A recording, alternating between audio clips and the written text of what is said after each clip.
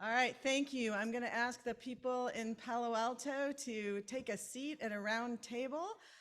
These will be your small group breakout sessions. So if you sit with someone you don't know, you might have a more interesting experience, but whatever is comfortable for you.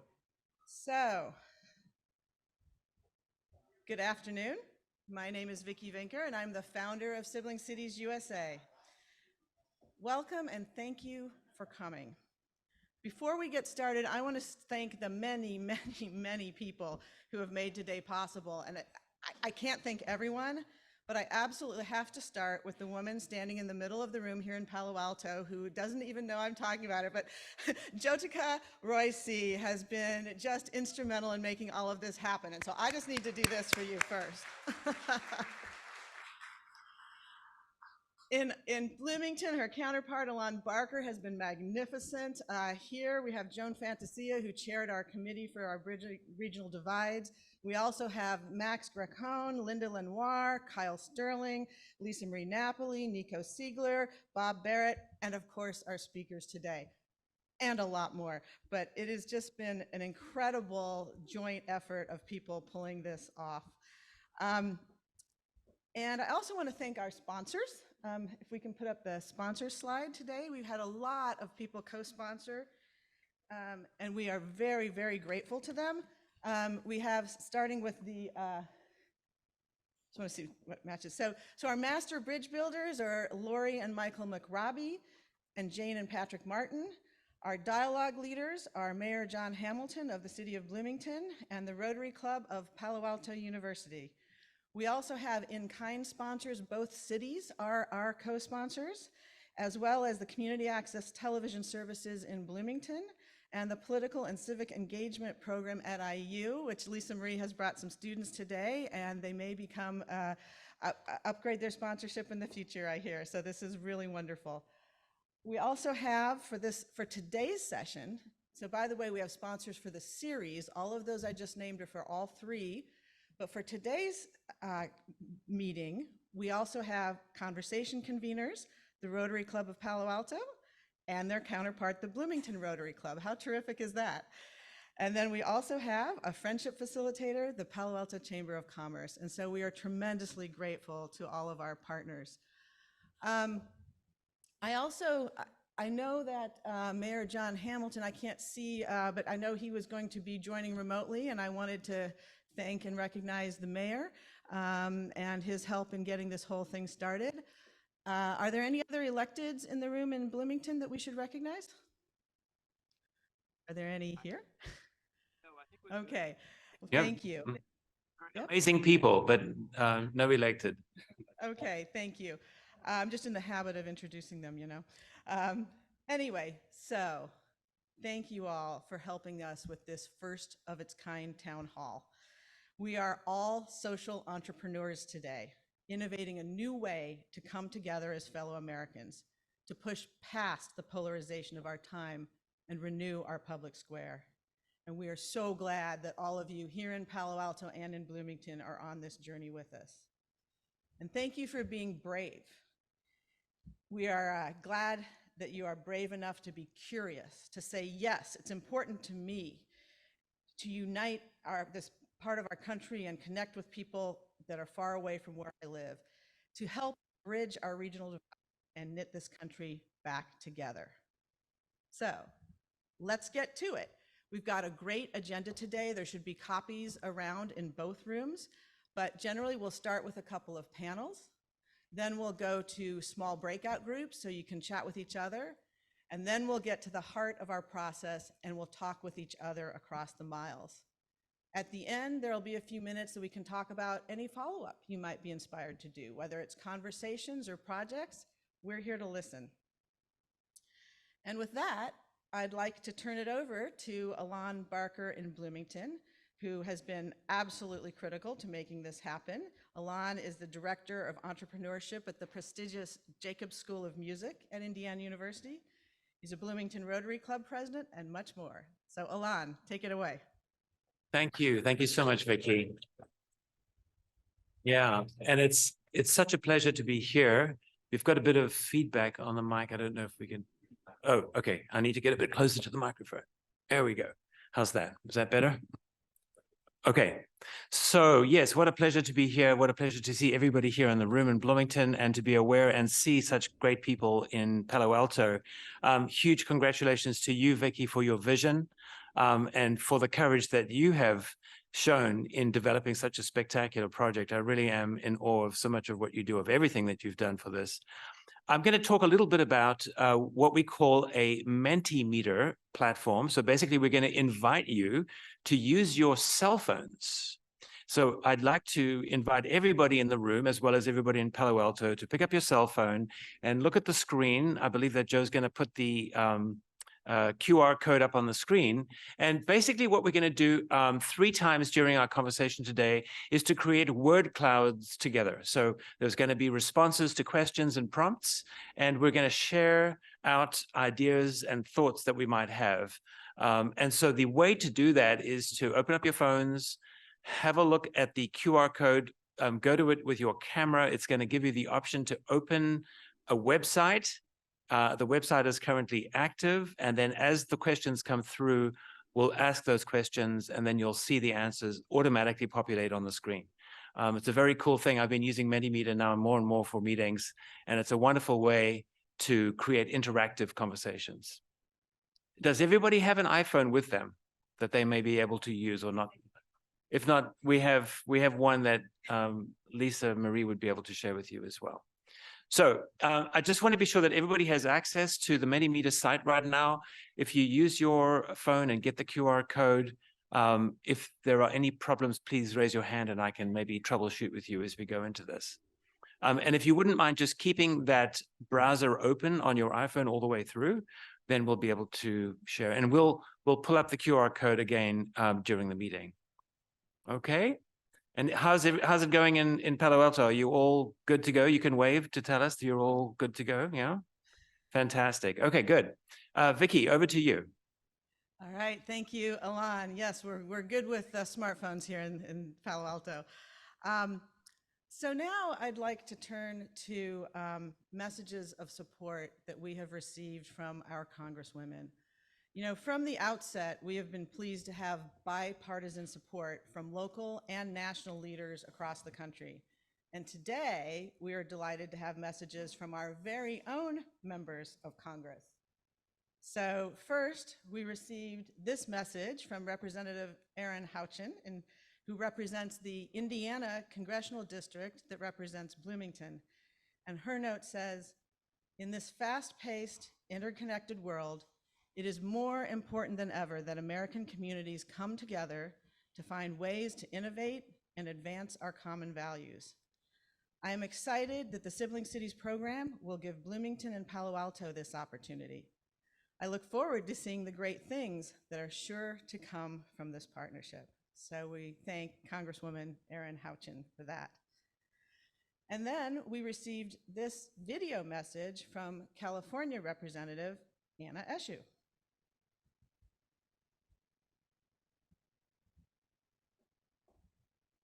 Should come up in a minute. Good afternoon, everyone. I'm Anna Eshoo, and I'm very proud to represent the city of Palo Alto in Congress. It's very exciting that Bloomington and Palo Alto have forged a bond of friendship and collaboration through Sibling Cities USA. I think what you're doing is vital to American democracy in the 21st century. Our country is interconnected economically, socially, and politically, but at times we may feel as if we're on a different planet than our neighbors. The dialogue you're having today is a step toward progress. Be bold in sharing your ideas and be sensitive to the experiences that your counterparts have had. Bravo to each of you, and thank you for what you're doing. So be bold. Thanks to both Congresswomen for seeing the value in what we're doing and really supporting our efforts. So why are we here? Well, I've been talking to a lot of people across the country about the idea of sibling cities and forming bonds across our regional divides. And I've received an incredibly enthusiastic response because this idea is one that doesn't take much convincing. Once I explain it, people immediately grasp it and they want to get involved. So we hope after we finish sort of our prototype proof of principle with our first 2 cities here, that other cities will take notice and want to follow suit. Because almost no one, no matter where you are on the political spectrum, is happy with the divides in America today. No one's comfortable. Many people are no longer proud of their fellow Americans. Even our flag has become a cited symbol. And this is not the way to be our best selves. This is not the way to realize the vast and amazing potential of this great country. When I talk to people about this idea, I have heard a great yearning for our country to move past today's extreme polarization. They want to find a new way to get along with those in other states or with whom they disagree, but they don't know what to do about it. Well, we're giving you something to do about it, and you all are the pioneers who are trying it out today. And I believe these conversations are essential. In order for our daughters and sons to live full lives in a functioning democracy, we need to restore our public square. And that is our mission. That is our vision. An America where we understand that we're going to disagree, but we don't reflexively demonize those with whom we disagree. Where instead we are curious about the different life experiences and perspectives that cause our disagreement. Where we strive to understand the differing priorities that lead to different policy choices, so that we don't revert to our instinct that tells us that when someone disagrees with us, they're either evil or stupid. We each think of ourselves as good people of high moral character who understand the situation. So if someone disagrees with us, we often think that one of those things must be missing in the other person. However, that's not necessarily the case when different experiences and different priorities lead to a different point of view. But sometimes when we talk and share those experiences, it changes other people's understanding of the situation, which might shift their views even a little bit. And we need to make room for that and respect it. We need to give people permission to change their minds, because if we don't, what is the point of discussion and debate? So today, we hope to create a place of respect and trust where we can explain our different opinions.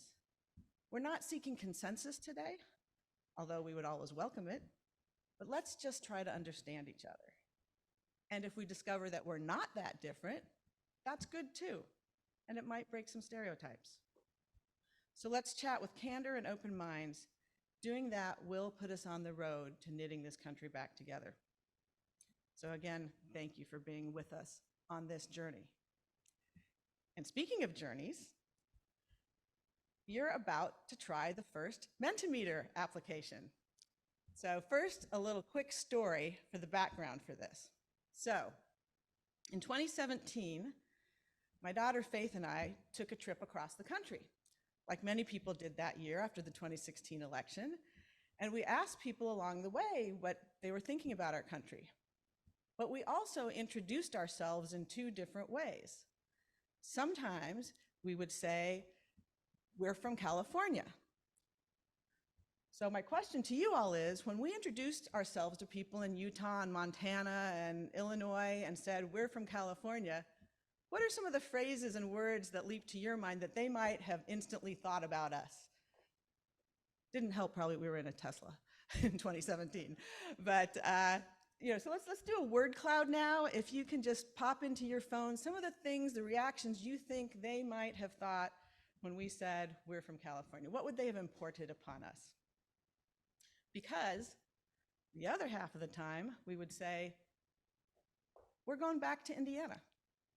And next we're going to ask you what you think they might have thought when we said that. Because I will tell you, it appeared to us that we got 2 different reactions depending on whether we said we're from California or going to Indiana. So there we go. So this is I'm pretty sure this is the from California piece. Hippie, blue, liberal, snowflake, crazy liberals, casual, privileged.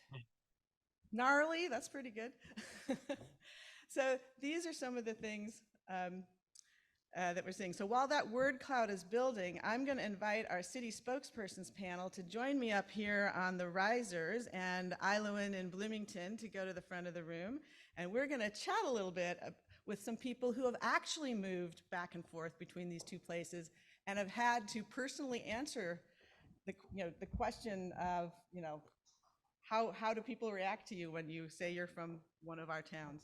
And Vicky, I'm going to go to the Indiana question now. So I'm going to ask everybody to finish their thoughts about California for a second. Let's see, I'll give you another 10 seconds to finish whatever words you're putting in there. Because I think it might be a Great. good idea for us to move to the next question, and then we can compare what they look like. Go for it. Okay, so here we go. The next question is, if I can get my computer to follow me here. Oh, okay, thank you. Okay, the next question is, what do you think people had to these individuals going back to Indiana? And let's see what your responses are there. Okay, Republican, cornfields, corn, basketball, racist, hick. Look at that, traditional, right wing. Wow, these are pretty different. Mike Pence, yeah. So let's all spend the next 30 seconds or so. That. Yeah. Excellent. Sheltered, polite, open spaces, solid. Sensible. Mike Pence. Excellent. Crazy. Rural, racist. Flat. Flat. Interesting. Naive. Okay, I think we need to stop. So anyway, let me move forward and introduce the panel and ask them how they react to that. So with us today are three amazing young women. In Bloomington, we have Ilowan Liu, who spent the early part of her life in California and now is a student at Bloomington High School North. To my left is Faith Vinker. Yes, she's my daughter that did the trip in 2017, who then moved to Bloomington from Palo Alto. She can tell you more about that. And to her left is Kaisa Goodman, who, as the #1 Sibling Cities participant, just moved from Bloomington to Palo Alto with her husband, Nico Ziegler, about, a month ago, if that? So we're delighted to have these three with us who have this lived experience of going to the other town and saying, I'm from Bloomington or I'm from Palo Alto. So, Vicky, I have a quick question for you. Can we stop screen share for a second so we can see the camera full views? Just drop the PowerPoint for a second. Yes. Okay, now we can see both That's panels. better, Thank you. yeah. So now can we see Ilowan there? Can we zoom in on her at all? Yep. We'll ask the camera to zoom in. Here we go. Okay. Yay, we see you. Welcome, Ilowan. So I want to say one more thing about Ilowan. She was the winner of our Sibling Cities Civic Courage Essay Contest in Bloomington last year and went to Enschede, the Netherlands, as part of a Neighbors Abroad program. Enschede is one of Palo Alto's sister cities, and so there were students from Palo Alto and students from Bloomington that went abroad and represented both cities very well. So Ilowan, I want to know what you think about these words about Bloomington and if they're consistent with the reactions you get when you travel and tell people. I know you come back to Palo Alto. You can tell us a little bit about why. But if it's consistent with the reactions that you get when you tell people you are from Bloomington. Yeah, okay. Wait, that's like so loud. Okay. Besides going to the Netherlands this summer on the trip, I was in the East Coast for a camp for a while. And I actually got a lot of the same reactions in both places when I said like, oh, I'm from Bloomington, Indiana. It was a lot of like, oh, I don't know where that is. Or like, oh, like cornfields. So actually, I would say pretty consistent with what the Mentimeter said.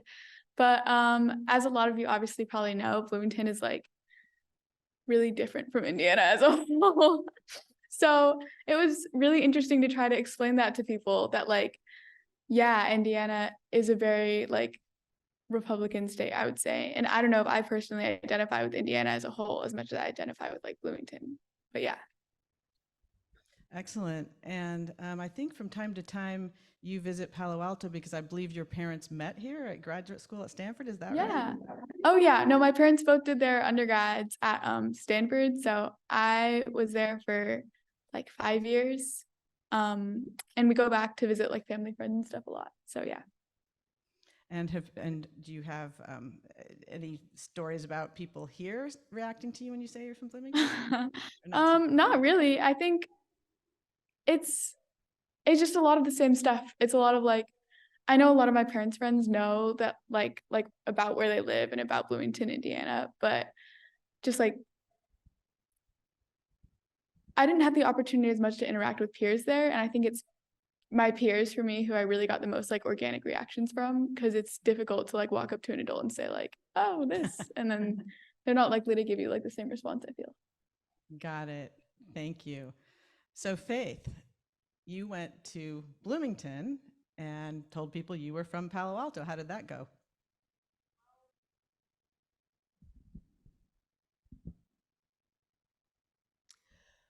Well, I remember when I first moved to Bloomington and went to the same high school as Iloan, and I joined the girls' soccer team because I played soccer all my life. And I remember one of my new teammates. She asked me where I had moved from, and I told her Palo Alto, California. And I remember the look on her face. It was like mildly incredulous, and she was like, "Why would you move here?"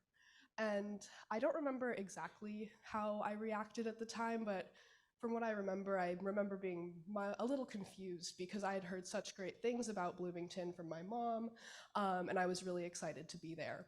And I heard this same type of sentiment from some of my other classmates while I was in Bloomington.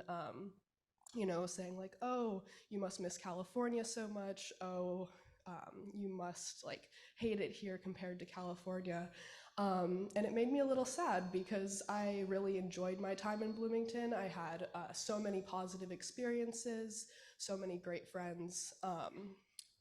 And yeah, I think I kind of had similar experiences to Iloan as well when I moved back to Palo Alto for my senior year of high school and went to Palo Alto High School again. And I remember walking to class with one of my classmates, and we knew each other fairly well. And he asked me, I was like, "Oh, wait, where were you the last year again? Was it Iowa?" And I had to remind him, no, I was in Bloomington, Indiana. It's a whole different state. And he's like, "Oh, I don't think I even know where that is." And again, it made me a little sad that people were so unaware of some of the other great things that this country has to offer in parts outside of this state. Thank you. So Kaisa, tell us about your experience recently. I do think that some of the words that were put up on the Mentimeter are some of the things that come to people's mind. And growing up in Indiana, we aren't immune from thinking some of those things ourselves. I have to say that everyone has been really polite in my last month here when I tell them I'm from Indiana. But I think that the most common reaction is a free-flowing conversation that suddenly kind of stops when I say I'm from Indiana, simply because people don't have any reaction to it. They really don't know anything about it, or maybe they have a negative connotation and they're restraining that because they're trying to be polite. And I think a lot of that comes down to even pop culture depictions of both states. Just California has such a huge cultural presence that in a way that Indiana doesn't. And when Indiana is in a TV show, it's the bunker in the movie where the woman is imprisoned in an underground bunker and then escapes and goes to New York. So I think that while we do have Parks and Rec, that's a slightly more positive one.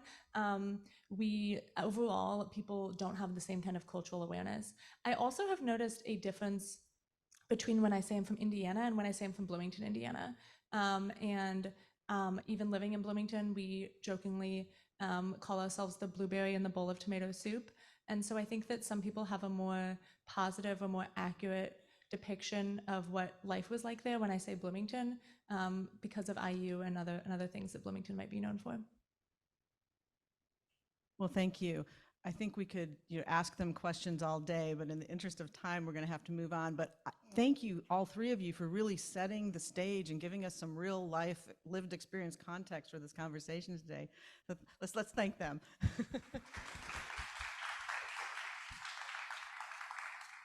Okay, I think I am going to just stay here and invite our next panel. Now that we've heard what perhaps are some of the misconceptions about the two cities, now we're going to get some facts and some background on the two cities. And we'll start here in Palo Alto. I'm going to introduce Russell Hancock. He is the CEO of joint venture Silicon Valley. And I will hand you this mic in just a moment. So he is actually president and CEO. He is a civic leader, community gatherer, institution builder, civic entrepreneur, social scientist, and outspoken advocate for regionalism. We like that. Since taking the helm at Joint Venture, he has grown the size of the organization tenfold and founded the Institute for Regional Studies. So you can see why we asked him to tell you a little bit about Palo Alto today. I'm going to ask him to react to a quote, and sorry to the camera people, I'm moving around so much.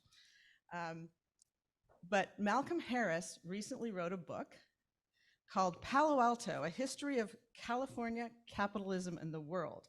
And he opens with this paragraph. You can quote, "Palo Alto is nice. The weather is temperate. The people are educated, rich, healthy, innovative. Remnants of a hippie counterculture synthesized with high technology and big finance to produce the spiritually and materially ambitious heart of Silicon Valley.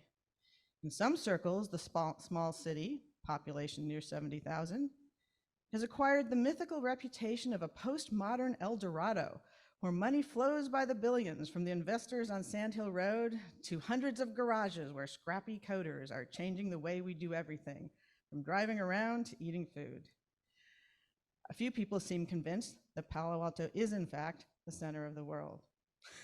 So Harris goes on to say much less flattering things in the latter pages of his book. But with respect to this opener, is he right? And I give you Russell Hancock. Thank you. Do you want me here? Great.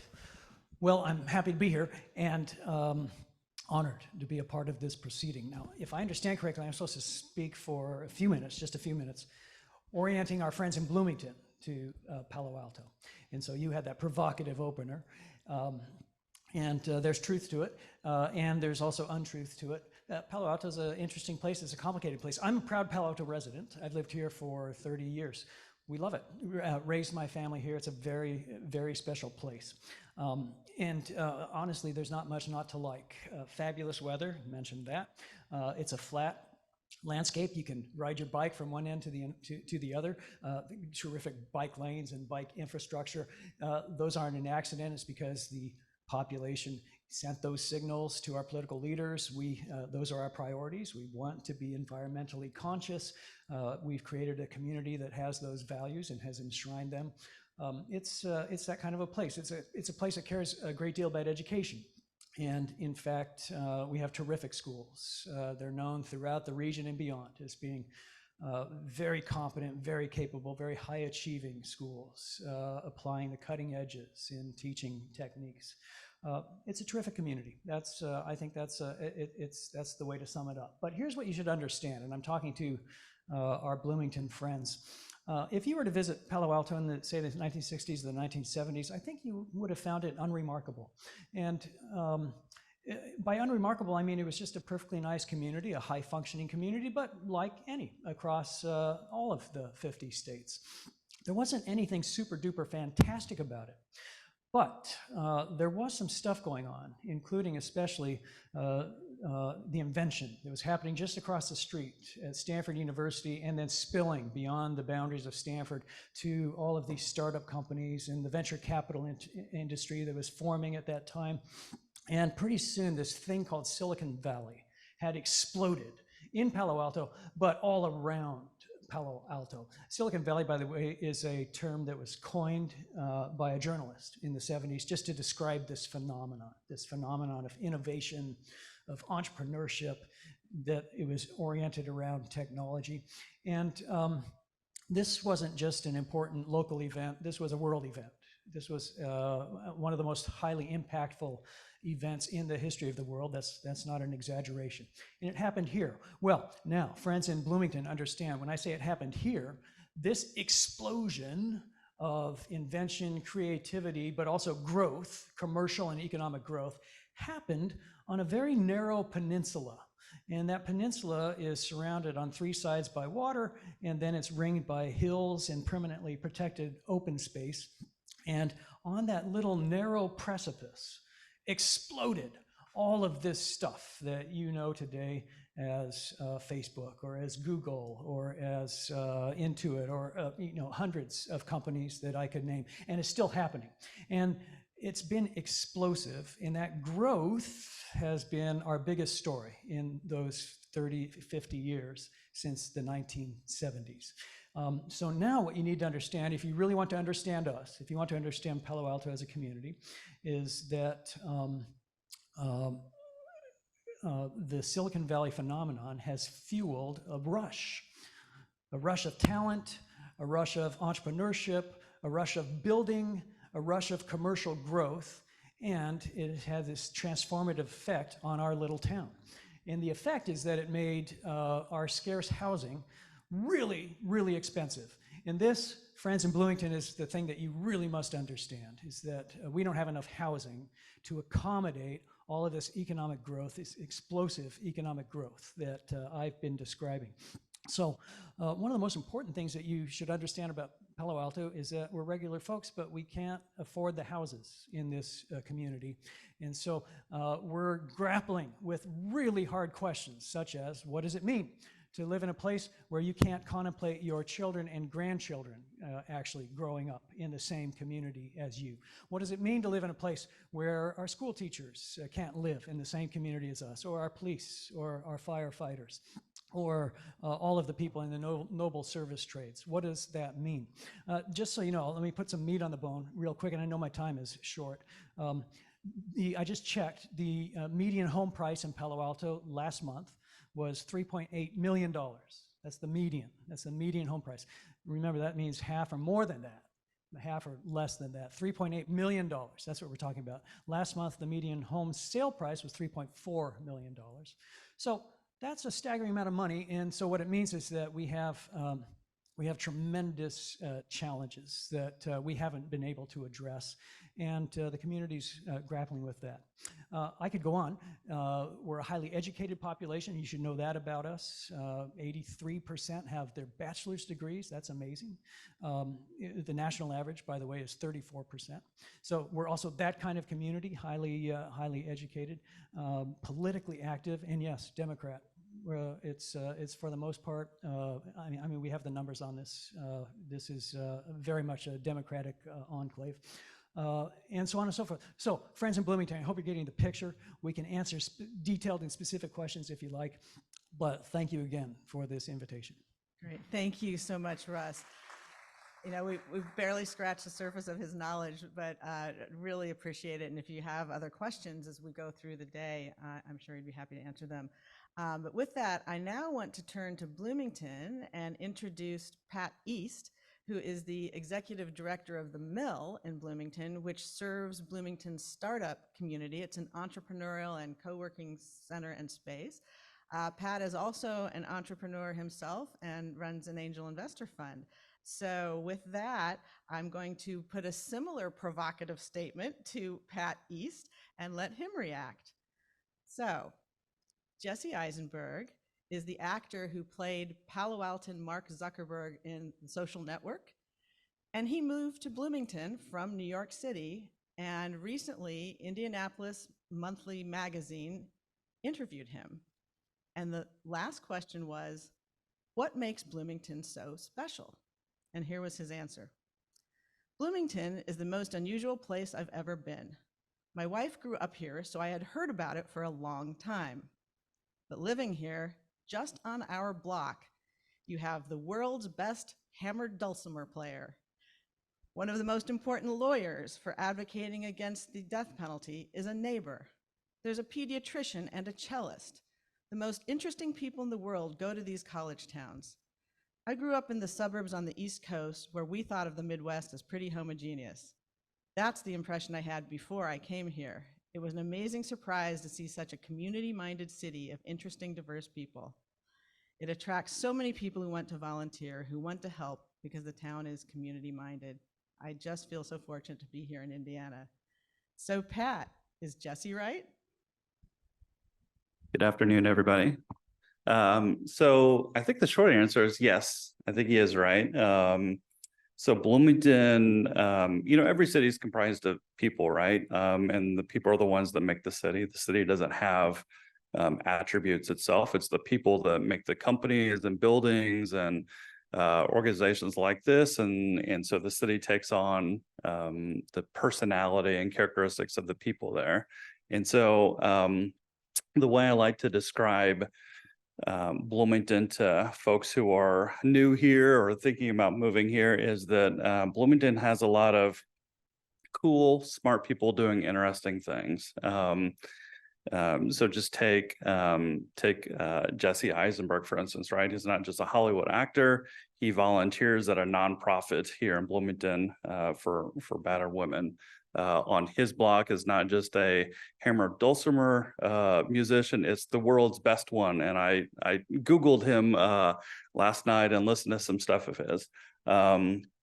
When we recruit remote workers here to Bloomington, we've moved 40 folks over the last couple of years from all parts of the U.S. and a couple of countries. And the thing they really like most about Bloomington is one, it's a blue dot in a red state, right? So folks want to be around their family, but they want to be in a place of like-minded folks.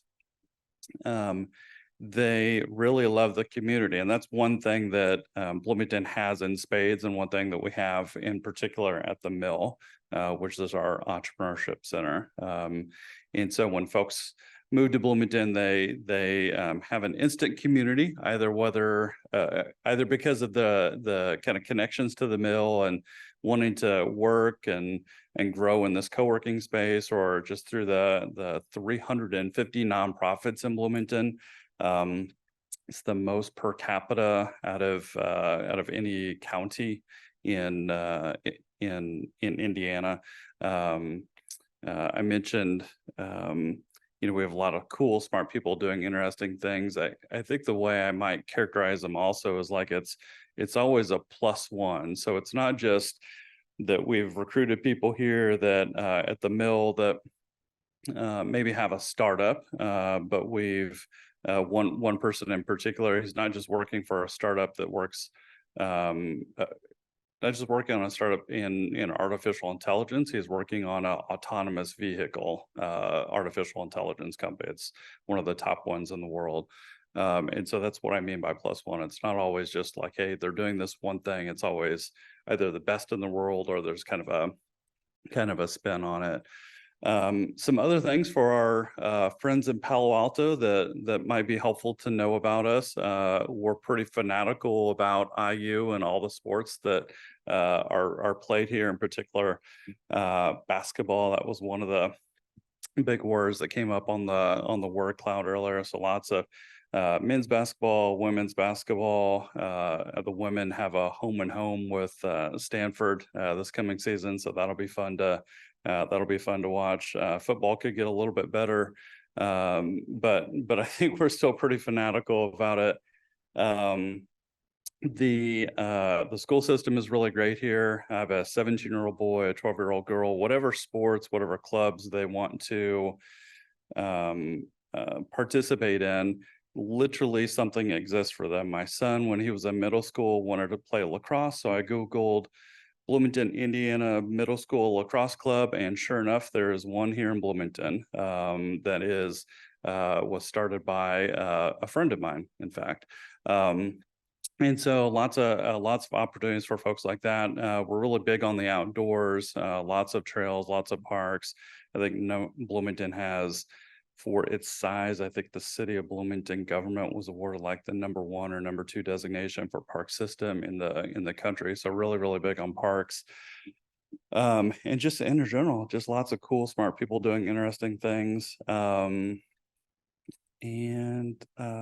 I think that's it. I think that's a good overview of our folks here. Sorry, my mic was up. I think that's a fabulous overview, and what two remarkable cities. So thank you, Pat and Russ, for helping us out with that. So now it's your turn to talk. We're going to move into breakout groups to react to what you've heard within each city for a brief time, and then you're going to get a longer time to talk across the miles. I want to just quickly say that this bridging effort we're undertaking, I want to talk about what bridging is and what it isn't. And I'm going to do this really quickly because I know we're behind schedule. But it's not necessarily about persuasion, it's about understanding. So again, you don't need to convince other people of your position. You want to be curious about theirs or their experiences. Bridging recognizes our common humanity. It also requires modesty and humility. We're all very proud of our towns, very rightly, and we should be. But maybe there's some pretty cool things to learn about the other. I think we just did that. And bridging, as I said in my opening, it's not always revolutionary. Sometimes there's just small shifts that get us closer and closer. And it's not without risks. Sometimes we have to be a little vulnerable. We have to admit that maybe we're not quite as terrific as we think we are, or maybe we're not as right as we think we are, but in the end, it's worth it. And I just thank you all for taking this risk and working on this today. So I am now going to turn it over to our two fabulous moderators for both the small group and the large group session. I'd like to introduce them. Here in Palo Alto, we have Gina Dalma, who is well known to many of you. She is the Executive Vice President of Community Action, Policy, and Strategy at the Silicon Valley Community Foundation. She's a thought leader in philanthropy and community impact, and as many of you know, she won last year's Athena Award here in Palo Alto, and if you don't know what that is, you can ask her later. So I will properly embarrass the wonderful Gina Dalma. And while she's making her way up, I would like to introduce in Bloomington the incomparable Lisa Marie Napoli. Lisa Marie is the director and senior lecturer in the Political and Civic Engagement program at Indiana University. She is a national leader in the bridge building, mediation, and facilitation fields. And I think, Lisa Marie, that you're going to start. So I will get out of the way and let these two amazing women take it away. Thank you. Thank you, Vicki. Thank you, Vicki. This is lovely. Thank you to all of the people giving us such warm introductions and perspectives of what we're here doing and a little taste of each of the cities. So I feel my job is to help with the transition here. In Bloomington, we have two different setups in two different cities. So in Bloomington, we're going to shift in a moment to some small groups. I'd like to introduce our facilitators, Joe Quinn, and Miles, and Zoe, and Rena. So 3 of our facilitators are from the Political and Civic Engagement program, and 1 is from Bloomington High School North.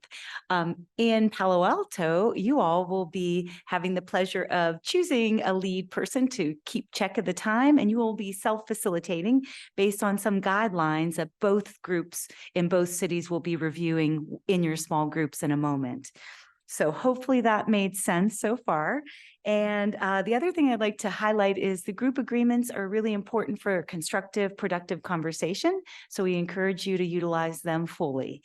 And lastly, each group will have a spokesperson so that when at the end, when we're sharing out between the 2 cities to hear highlights, that each of the groups will have a community member be able to share what they heard in their group. So facilitators, if you could make sure there's somebody designated for that, that would be wonderful. Gina, I don't know if there's anything else you were going to add as as far as Bloomington goes, we're going to start to shift. We have 3 areas here for small groups. The hope is about 6 participants in each with 1 to 2 facilitators. So Rena, if you wanted to help escort Charlotte to a group, and the rest of you can make your way. And Gina, if you had anything to add. Otherwise, the group agreements are being curious, disagreeing with curiosity, not disagreeable, use I statements, be purposeful and to the point, and own and guide the conversation. So thank you all. And you have 20 minutes. Yes. Enjoy. Thanks, everyone. Let's get started.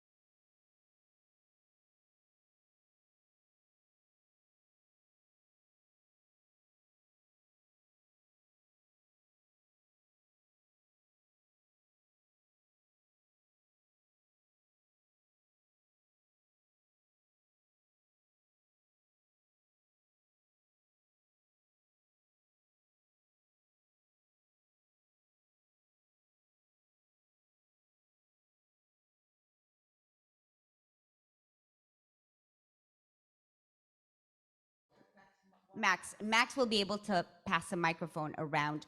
Can we start with that table over there and we can go around?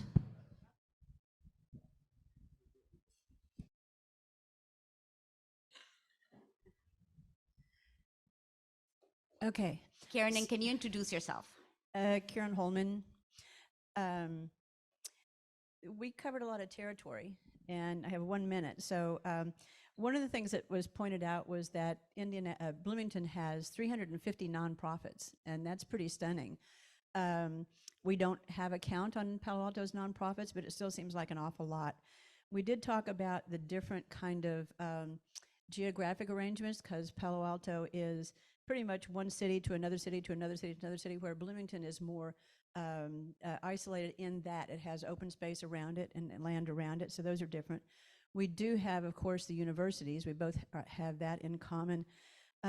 One thing that was brought up was that we do tend to think of Palo Alto kind of in one envelope, if you will, which is the tech industry. But in the going back before, but just to the 60s and 70s, this was a very strong area with the counterculture, anti-war, a lot of music, huge and formative work was done in the environmental movement. We still have a tremendous number of nonprofits that work to save the environment. And what am I forgetting here?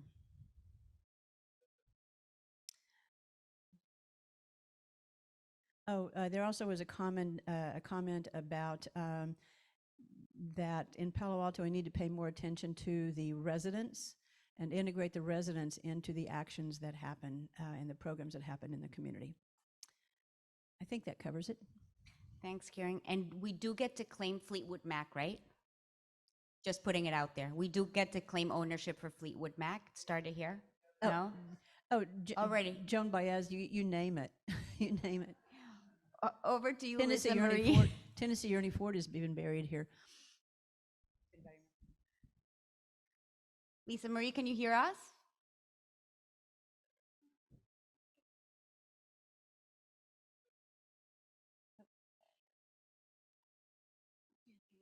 You're muted. Somebody's going to unmute. Can you hear me now? Yeah, now we can hear Okay. you. Okay, good. Sorry about that. Okay, that was great. We heard everything that you said. And so we're just going to share out now with one of our groups. So let's have a volunteer. Jane, would you like to go? Yeah. And if you could stand over here so the camera can catch you.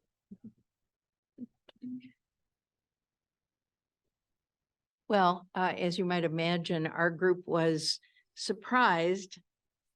Whoops. Our group was surprised, had sticker shock at the real estate prices in Palo Alto. Another person was surprised about the description of Bloomington, saying that, he felt Bloomington was a lot more nuanced and complicated than was described. And we agreed that all cities are probably more complicated and nuanced than one can do justice to in just a couple of minutes. One member moved here after remote teaching at our Luddy School for 7 years, finally moved to Bloomington.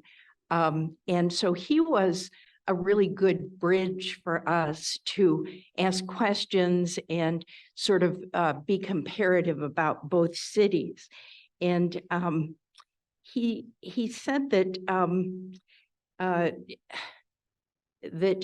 there are lots of things he likes about Bloomington, but there were also lots of things that he liked about Palo Alto. One member suggested that in description of both cities, that there was sort of an inference that if you are blue or Democratic, that was a good thing. Bloomington standing out as blue in a red state. And we were concerned that this might be off-putting because we really do want to invite dialogue with, well, across the political divide.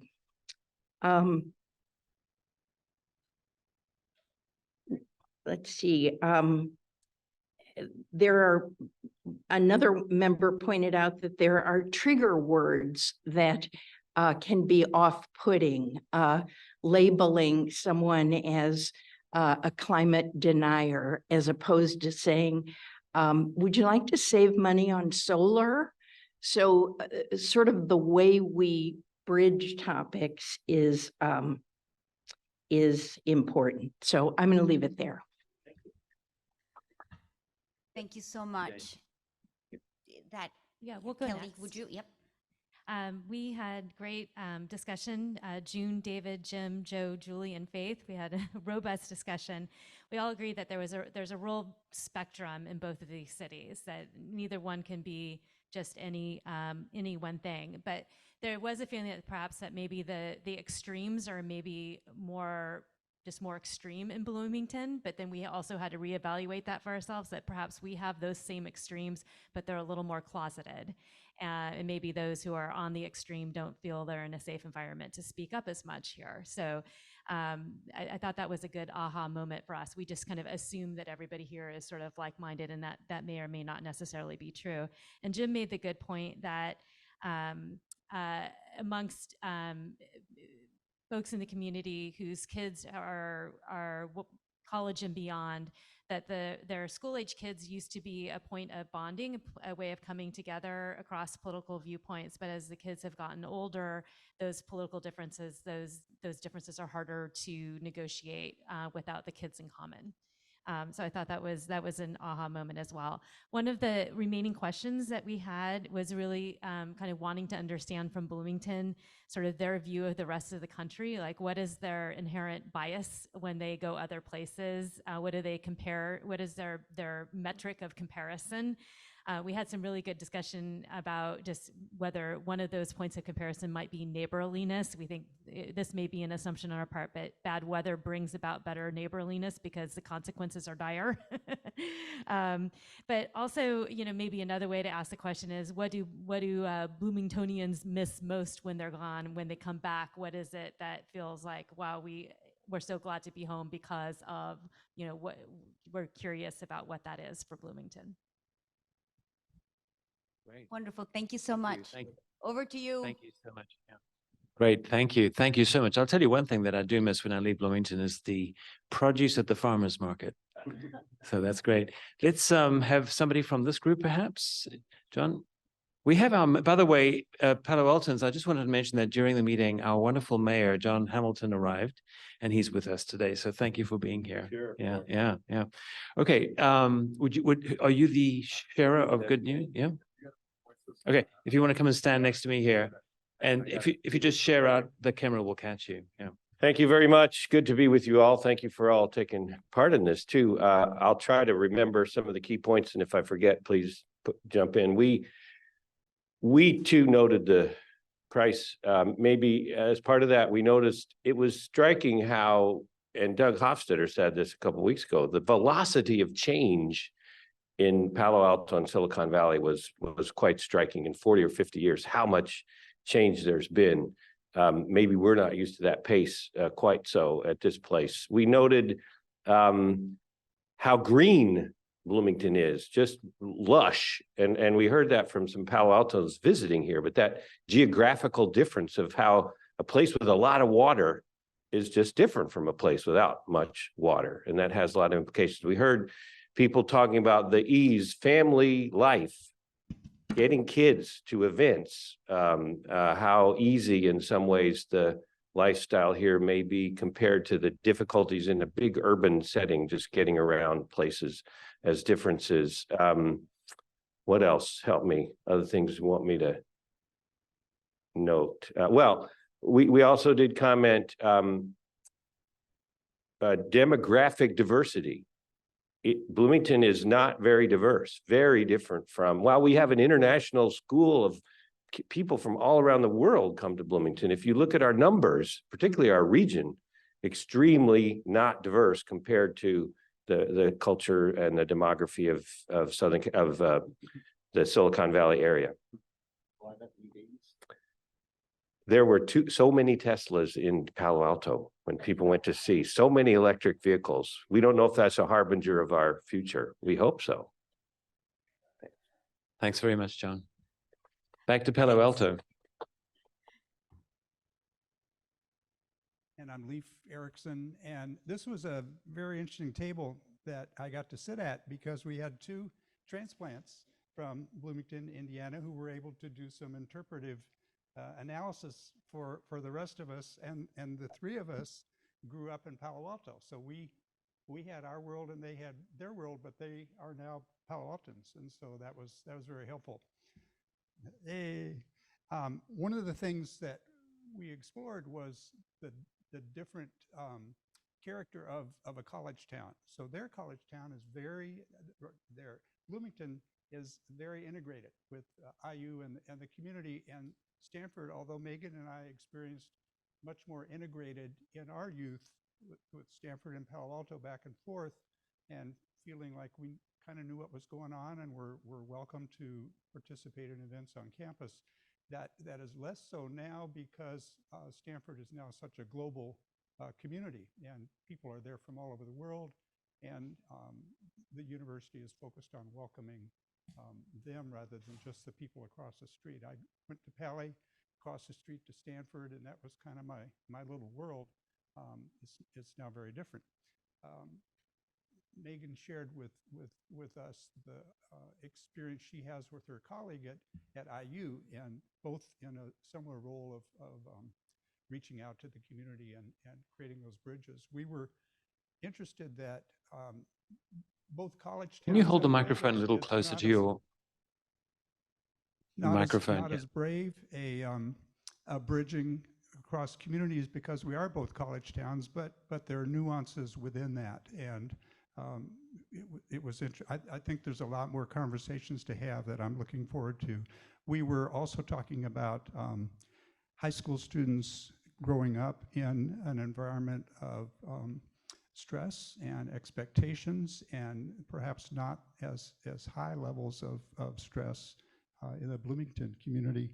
We also talked about growing up in a redlined community that appeared to be more diverse than it really was, and part of our history is having forced Black and brown families to live on the other side of the freeway and rebuilding those bridges and connections, and hearing about that similar but different history in the Indiana community. I'll stop there. There's so much more to say and so much more to learn. Thank you. Thank you, Leif, so much. Bloomington. Thank you. Thank you so much. I'm going to go to the final group here. Who's going to be the spokesperson? You want to come and speak here? Okay, good. Come and join me here. This is Miles, one of the facilitators of the groups. Of course. Hello, Palo Alto. I suppose a few of the things that my group and I discussed was the difference and the disconnect between our two communities. I think one of the main things that surprised us was the fact that in spite of the massive impact that Palo Alto has had on American society, it's kind of surreal to think that your community is essentially the same size as ours. What was also very interesting to us was the difference between the philosophy and outlook, or at least the superficial outlook and philosophy of both Stanford and Indiana University. One thing that we noted is that while Stanford seemed to focus a lot more on STEM and technology, Bloomington was much more humanities based. And it was just very interesting noting how those differences, I suppose, created and grew different communities. We also noted that in maybe a less conspicuous way, we're also having a lot of housing difficulties here. One major issue that I'm sure many people in our community here are aware of is our homeless issue. We have this has been something that's been going on in the community for years and is really deeply controversial. Granted, we don't have quite the same, I suppose, what's the word for it? Like average housing price. but we're still struggling. Somebody in my group really put it eloquently. If the average price of a house here is $250,000 and someone's making $15 a month, I mean, they still can't afford that. So $15 an hour. Hey, thank you. Good catch.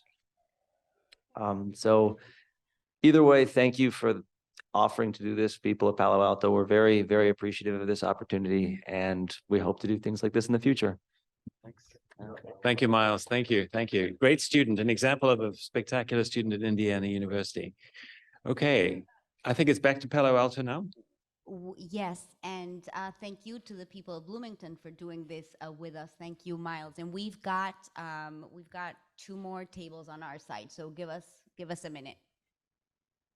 Okay, so our table group sort of went over like differences and similarities between Palo Alto and Bloomington. It's like both Palo Alto and Bloomington have public parks, green areas.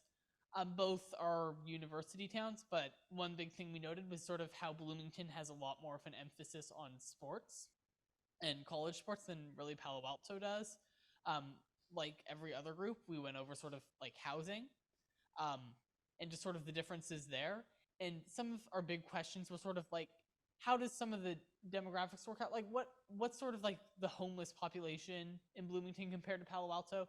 Palo Alto like grows a lot during the day effectively with people coming in for work. Is that the same for Bloomington? What do a lot of the different jobs and industries in Bloomington look like? Sort of what do people do for work? Just a lot of questions around sort of how, like what the people do.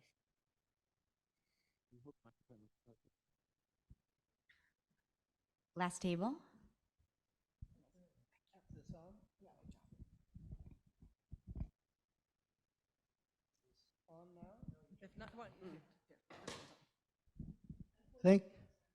Thank you. Wherever the camera is, I'll look there. We had a wonderful conversation at our table, and I think one thing, I'm speaking for myself, but I think the rest of the table would agree, is an affinity between the 2 towns or their areas. And speaking personally, I have a very good friend who's there with you in Bloomington. Jane Martin and I were very good friends before she left and went to Bloomington. So that sense of affinity pervaded our discussion. One of the things that we felt is that there were some forces at work that Russell spoke to that were out of our control. And that may be similar in both cities, in the sense that Bloomington was described as a blue city in a red state. And we kind of wondered, what would life be like with abortion policy in that situation? In our case, we have a blue city in a blue state, but in a similar way, though, we have people whose interests go far beyond our particular community. They are so wealthy and so internationally focused that they set housing prices and so forth for us, rather than allowing our communities to have the kind of quality that we would prefer. Bob, I'm just going to interrupt you for a second, Bob. Sorry about that. For some reason, your microphone level was down. Somebody turned it down as you were speaking. So if the level could be raised up again, that'd be great. Okay. You can try your mic again. It was sounding okay here in this room, but. Yeah, no, you're fine. We can hear you, but just for some reason it was turned down a bit. Okay. Well, hopefully that'll be corrected. Second thing is, there is a sense perhaps that we share a blindness because of the homogeneity politically of our 2 places. That we don't, and because of housing prices, we don't have teachers, police officers, city staff, and so forth, who are able to live in the communities. And as a result, there is a sense that people don't know the full diversity of our society living amongst them. The last issue was that we discussed is that that both cities may be, in a sense, in a bubble, and that we need to take some affirmative steps to reach out of those bubbles. And as a result, there is some sense in our table that we'd like this kind of process to continue, but at a local level, so that neighborhoods are better connected and different elements of our neighborhoods are connected. So thank you. Thank you, Bob, so much. Thank you, So Bob. much fodder for conversation, and I am passing it back to Bloomington. Thank you. Thank you so much. I think we're good with our reporting out. Bob, by the way, it was really great to see you. I know Bob's been on many of our conversations. Great. Thank you. Yes, now that we've heard from both of the cities, we're going to open it up to some larger questions for both of the cities to consider now. In terms of hearing the report outs from the Bloomington folks and the Palo Alto folks, we're curious, what are some themes or some insights that you heard in listening to people report out? And if you just want to yell it out, Alana and I can repeat it. And we'll start with Bloomington, if that's okay, and then we'll shift to Palo Alto. What were some themes Any themes? Anybody with or thoughts? insights? Themes or insights? Charlotte?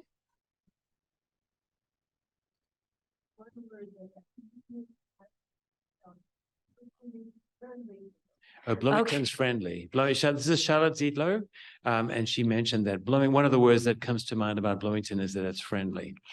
And she also noted that in all of the reporting out, she did not hear the word diversity, which I think is very significant. Oh, she did hear the word. Okay, good. Thank you.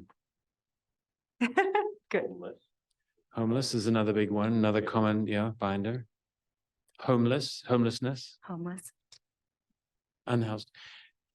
One of the words that I would like to just throw in there is that I believe that both Bloomington and Palo Alto are catalysts for change and for good. They're both very powerful environments that can do great things. Sustainability is another word. Anybody else in the room here in Bloomington? A thought.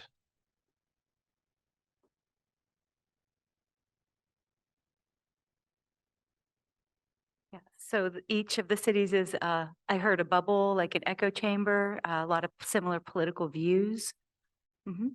I really like the comment about at the end about how we can work to bridge within our own communities as well, and in the surrounding areas. Great. Great. Well, over to Palo Alto. So what we heard that was incredibly interesting is how the culture really has evolved from the university, and we know that Bloomington has the same thing. Any themes that you heard?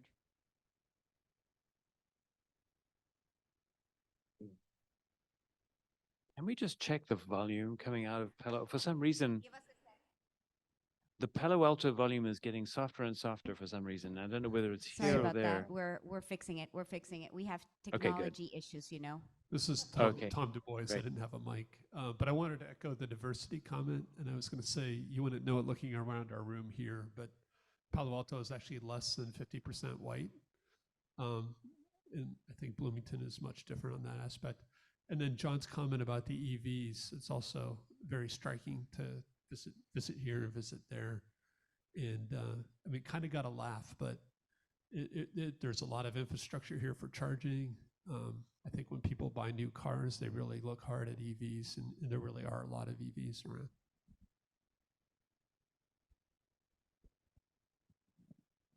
Megan over there.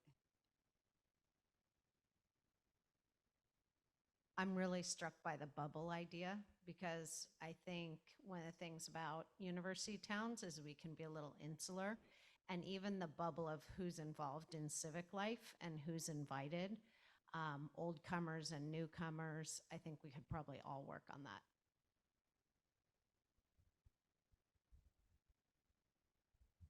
Just a quick kind of +1 on the bubble idea. One of the things I forgot to mention earlier, and it was a point that Faith made, it was really excellent, but you would think that in a university town, there would be an inherent curiosity about other places. And not to say that that doesn't exist, but one of the things that people at this table at least have encountered is a lack of curiosity by people in California for other states sort of between the two seaboards.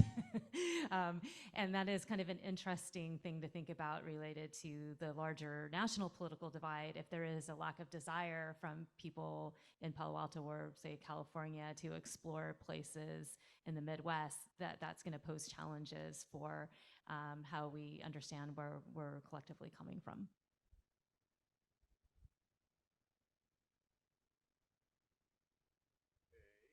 How do we turn this on? It's on.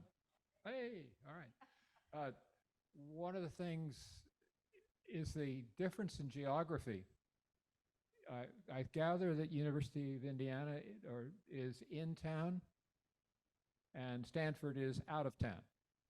There are a lot of borders between the university and Palo Alto. And I think a second thing is the difficulty when you have in Palo Alto, if you're, like my son said, I'd like to play soccer at Pali, but everyone else is out there playing for the Olympics. They want to be in the Olympic team, and this is taking the fun out of soccer for me. I don't want that level of competition, and I think that we wind up without as much community as we might have it because people are focused where they're going, and it doesn't leave as much time or energy to reach out to people. The one wonderful thing I felt from Bloomington was the sense that people did engage with each other relatively easily.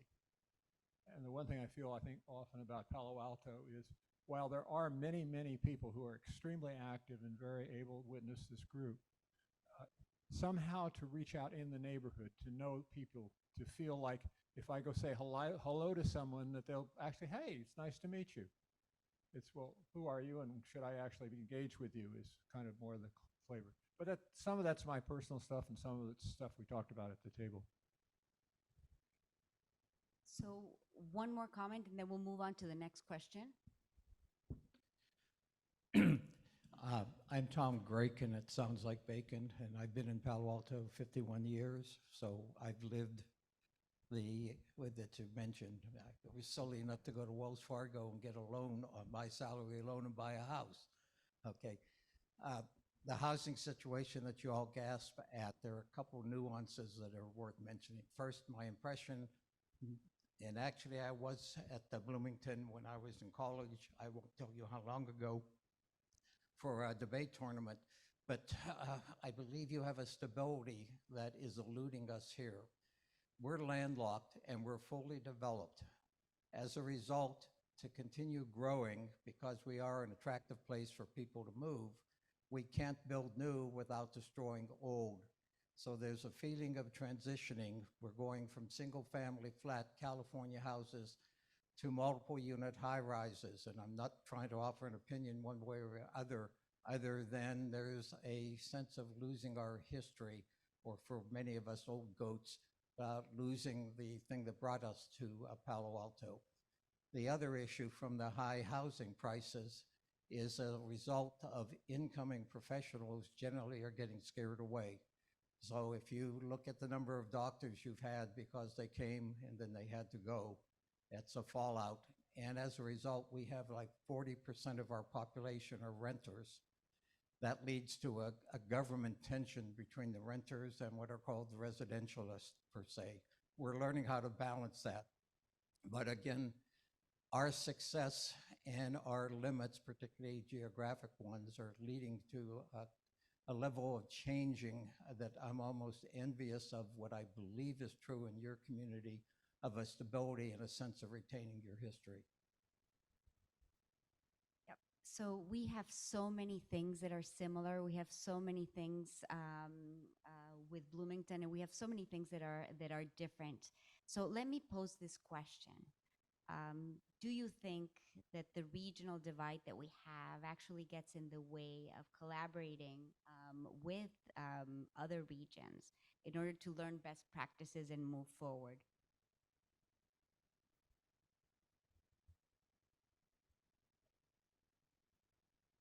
I heard a loud no on this side. What about Bloomington?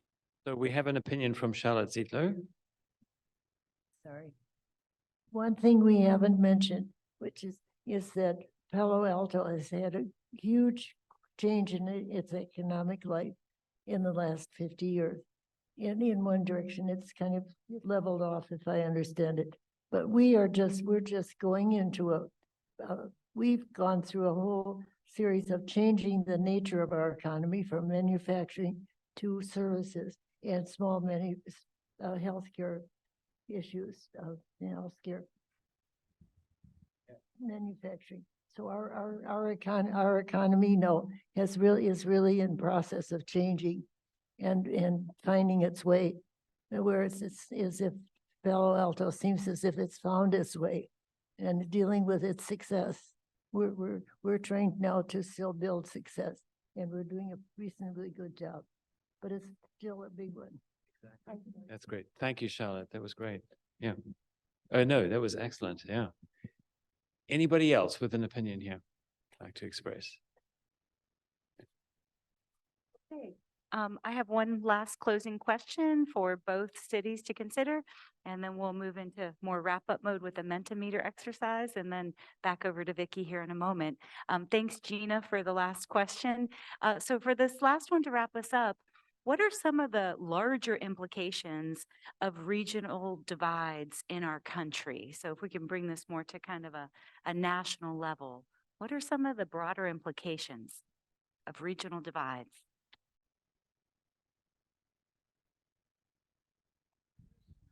I think one of the issues that we haven't talked about because it's complex and ticklish is that there are conflict entrepreneurs, as Amanda Ripley in her book so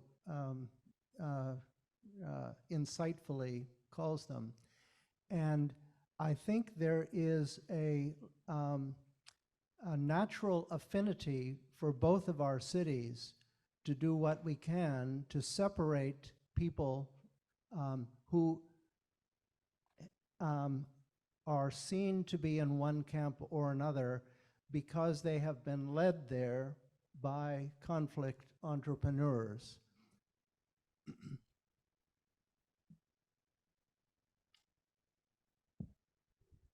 We have a comment in Bloomington, and then want to go back and forth.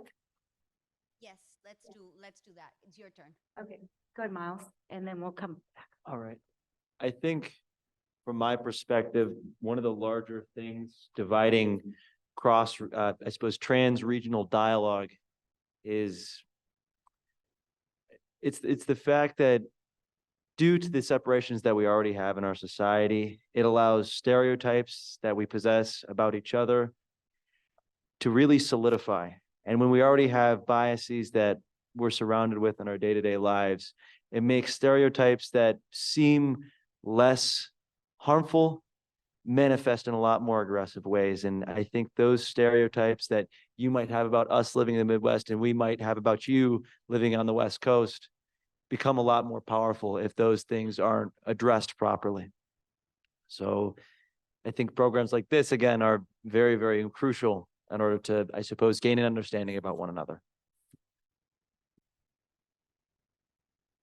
Thanks, Back Miles. to And we Palo have Alto. a couple of comments on this side. I'll start. First, I want to say hi to Charlotte over there in Bloomington. This is Amy Neff. I'm so happy to hear your voice.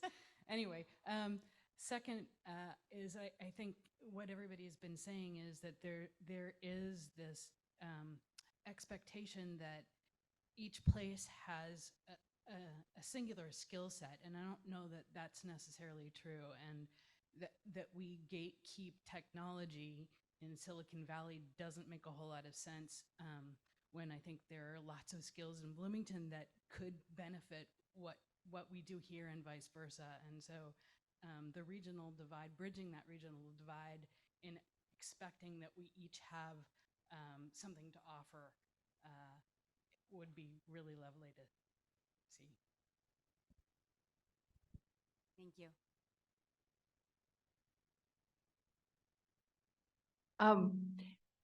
Well, I wanted to first of all, say hi to Bob Barrett. Uh, it's been a while, my friend. I think diversity and inclusion was an issue really in both cities.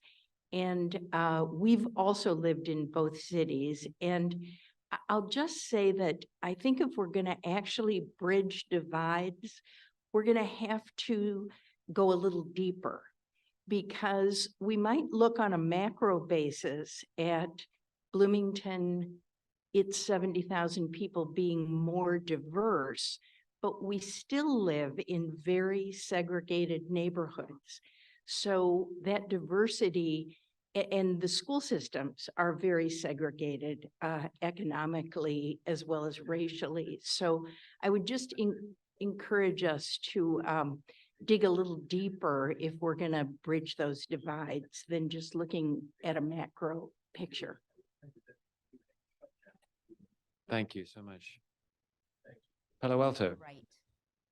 Okay, and to expand on that, I think since we're talking regional, not just city, some of the things are like personal rights, a woman's right to control her body, sexual identity, things like that. I think those are some big regional divides that are really dividing the entire country. And so that's one of the things, is just being able to be who you are and legally allowed to be who you are and do what you want with your own body. I think we're ready for Mentimeter. We're ready for the last. It's active. I'm sorry. Okay. We have one more comment Oh. on our side, and then we'll go to the Metrometer. Just to let you know that we're all being told that we need Thank to. you. My name is Julie, and I've been a resident of California since about 1985, but I came here from the Midwest. And so the first thing I want to say is I love listening to your voices, Bloomington, because you remind me a lot of my upbringing in Wisconsin. I also want to just say that I turned to my neighbor, Kelly, about 30 minutes ago, and I said, "This is so heartwarming." Just listening to my neighbors in Palo Alto engage in this conversation is bringing up really positive emotion in me. And then hearing Bloomington share their own similar, genuine, different thoughts, I just find it incredibly heartwarming. And so I think that bridging the regional divides is in part an effort to help others feel the potential for heartwarming conversations. If more people could do what we're doing right now, I think we'd have a better world. And I know that sounds a little naive and a little Pollyanna, so that's why I'm saying it, because I think we should express those things more often. Julie, this was the way to finish this section. Thank you so much. Over to you. Can we get the QR code up for the Mentimeter, please, Joe? Do one more Mentimeter, and then Vicky will share. We're going to reflect on that, and then we'll have some closing words. So if you could all go ahead and answer the question.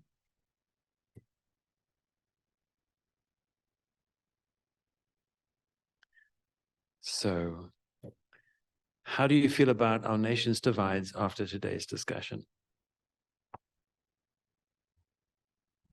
And I'm going to go ahead and share these wonderful words that are coming up on the screen. Just give me 1 second.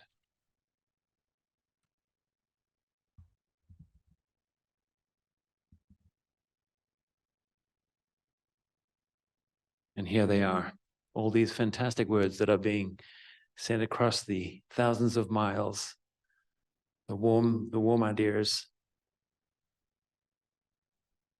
I love the fact that more than one of you have said hopeful. We need to fix it. That's good. Challenged, complicated, but bridgeable. Somebody needs to write a poem about this. I hope you're gonna Or we say could maybe put it in ChatGPT and let it do its thing. You know, I kind of think we're breaking a stereotype simply with all the tech stuff coming out of Bloomington and not Palo Alto today. I just want to note that.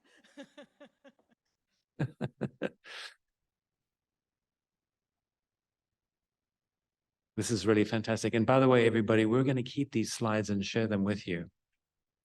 I like the keep trying. Less scary, curious, hopeful for change. Still scared, that's fair. Excellent, excellent. Well, keep them coming, but I just want to reflect for a minute that, you know, a lot of people have asked me why these two towns is the first two towns. You know, and there's a lot of reasons for that, but I think what we saw today is that we are very similar, more so than perhaps a lot of other towns situated in the two states. And that right there breaks some stereotypes. And I think that's kind of why it's a little hard for us to say, how do we overcome these regional divides? Is because it's not that hard for us, because we are very similar and we've gotten to know each other through the last year plus of activities going back and forth to each other's cities. And so, you know, listening to, you know, what Miles said, I think he's exactly right. When we think about each other's regions, we don't necessarily think about that. We think about the maps on TV with the red and the blue states. And there's not a single red or blue state in this country. They're all different shades of purple. Just realized I'm wearing a purple shirt. So, you know, just maybe subconsciously that was my theme today. But, you know, I think that through this partnership, we can show that we really can have these conversations. It may be a little easier for us, so we're going first, and we can figure out how to dive deeper, as Jane said. And we're going to do that in our next two town halls, one on climate and one on race and belonging. And I think that when people see that we can do this, hopefully they'll want to do it too and emulate us. And that's exactly what Julie said a few minutes ago. Like, we can do this, and it is heartwarming, and it is encouraging, and it is exciting, and we can get to be proud to be Americans together again. That is something I feel confident in, and it will take more conversations like this, and harder conversations, harder because of the substance, harder because we'll disagree more. I mean, today, I think we're realizing all the cool things about each other, either that are positive attributes. I mean, 350 nonprofits in Bloomington, and Russ looked up, I think it's 220 here in Palo Alto, which is still a pretty darn good number. And you are a little bigger there in Bloomington. I think 85,000, we're about 69. But I mean, these are great things about our two cities. And we have common challenges, because even though the housing numbers kind of, you know, knock your socks off here, as I understand it, Bloomington is the most expensive real estate in the state of Indiana, so you have the exact same problems. You may just have different numbers attached. And these are the kinds of things that we can explore why, what do we do about it as this relationship evolves. So I think that'll be pretty wonderful. So with that, I guess what I'd like to do is just open it up for a few minutes and see if anyone has an interest in following up on this. Like I said, we're going to have two more town halls on October 8th. We're going to talk about climate action. And a fascinating connection there that we can explore more fully is that Palo Alto has a heat pump water heater program. We set the ambitious target of installing 1,000 heat pump water heaters this year. Why am I mentioning that? Because one of the city council members in Bloomington works for the nonprofit in Washington, D.C. that was the consultant for the city of Palo Alto to develop that program. I mean, you can't make this stuff up. I mean, it's amazing how many connections we have. And so that's something I hope you all come back and want to talk about on October 8th. On November 12th, we'll be doing the Race and Belonging Town Hall. And that just happens to be the day, I think Pat East mentioned that our two women's basketball teams have announced games with each other. The first one is in Palo Alto on November 12th, but we're gonna schedule around it. Don't worry, you can do both. And then the Cardinal will go to Bloomington next year. But I think these things will really allow us to learn from each other. What have you done that's worked in your community that perhaps could work here? What have you struggled with that didn't go so well that perhaps we can learn from? So I think when we get into the real substantive issues, it's going to be fascinating to see what we can do when we explore each other's experiences. So anyway, I did want to say, to ask, are there things that after today that people would like to suggest as ongoing projects? You don't have to, for me, the win is the conversation. The win is the fact that you all showed up here today. But if there are projects, I'd like to go around the room. I see a hand here, and then I'll ask in Bloomington. Jeff, do you want to grab a mic so they can hear you? And then Vicki, you guys did a great job. A lot of us showed up. There could be many more in this room if we each invited 1 or 2 people to come to the next meeting and came back. It's pretty simple. It's really not a lot more complicated than that. Maybe 4 or 5 would be good too. I didn't plant him saying that. Thank you. We have another comment here in Palo Alto, but we can go to Bloomington first if there's somebody there. Have some thoughts? Can we take the, can we stop screen sharing so that we can see? That's great, thanks. Anybody in Bloomington with an idea of what we could be doing going forward? I would love to see just more collaboration. Over the last 2 years, I've seen lots and lots of links between us, educational, cultural. I'm interested that Pat East was here today because there's a lot of innovation happening in Bloomington, partly because of the Dimension Mill that he has led now for the last 5 years. That's made a very, very significant difference to innovation thinking and practice in the middle of Bloomington. So it would be nice to see many more collaborations between the two. Thanks. So here in Palo Alto, I'm going to turn it over to my co-conspirator to get this whole thing started, who had the same idea at the same time as I did about this, former Mayor Tom Du Bois. Actually, I was going to say exactly what you said, but I wanted to underline it, that literally everybody bring 2 friends to the next one. This is a great turnout today, but let's pack the room for the next one. Yay. Sherry? Oh, I was just going to say, and this is sort of self-serving as co-chair of Palo Alto Neighborhoods, we have met with our, sometimes with our Bloomington counterparts, which is Kona, but I would actually like to see both groups in charge of all this get the neighborhood associations, the residents, more involved on a more formal basis. And I mean, I know there's a time difference in that, but I really think it's important that the people that actually live in the city, the residents, talk to each other, not just at the higher levels. I would love that. You are welcome to join our steering committees for the next 2. By the way, everyone here and those others you're going to invite are all welcome to join our planning committees for the next 2 town halls. But thank you for that, Sherry. And by the way, that does remind me that I won't do my whole spiel about SCUSA, but we do have these 3 pillars of connections. The first 2 are community and commerce. And over the last years, we've had just many community and business organizations connect. And the Neighborhoods Association is one, League of Women Voters, Kiwanis, Rotary, Canopy. I could go on, but it's actually been very cool and I think helped facilitate the discussion today. I'm looking at Linda Lenoir here in Palo Alto. Please, Linda. Yeah, thank you. First of all, thank everyone for attending today. And my hope is that on the survey that people will be receiving, that we will have more concrete ideas on how we can all follow up, both locally and also with Bloomington. So I hope that on that survey, we'll get lots of new ideas to keep coming together and keep bridging the divide. Thank you. Yes, thank you. And I know we're about out of time, but that on your screen is one more QR code with your phone. I will come back to that in a second. Is a survey that you can be filling out. Please help us get better. Please give us your feedback. Please come help us go forward. And while you're doing that, we do have one more comment in Palo Alto, and then I'll check back in Bloomington. Please. When we're inviting more people to come, I think we need to reach out to people who are my age.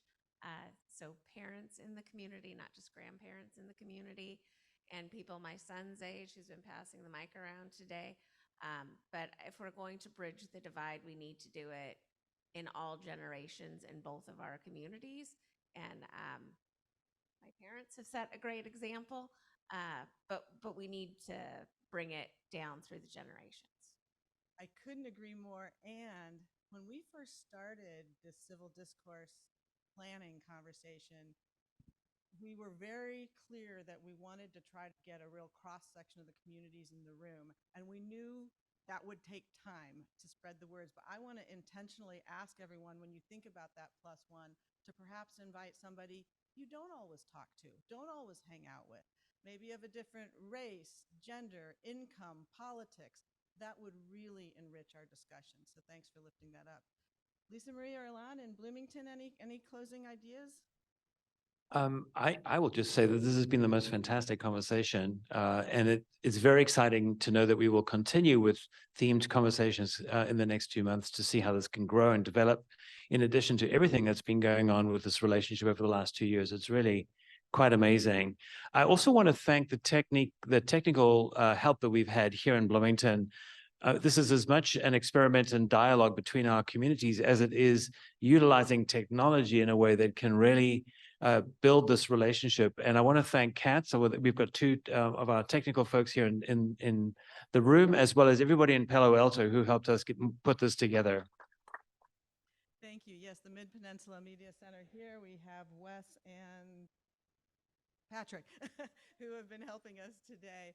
And no, it's a great note, because when we were first conceiving this whole thing and we were thinking about how are we going to get people to be able to go back and forth across the miles, I mean, it wasn't that long ago that we didn't all Zoom, right? So in some ways, the silver lining of the pandemic is it allows us to do exactly what we're doing today. We didn't know how to do this 3 years ago, but now we can. We're figuring it out, so bear with us. We'll be smoother next time. But I think both sets of tech people did a remarkable job. And I thank all of you for, yeah.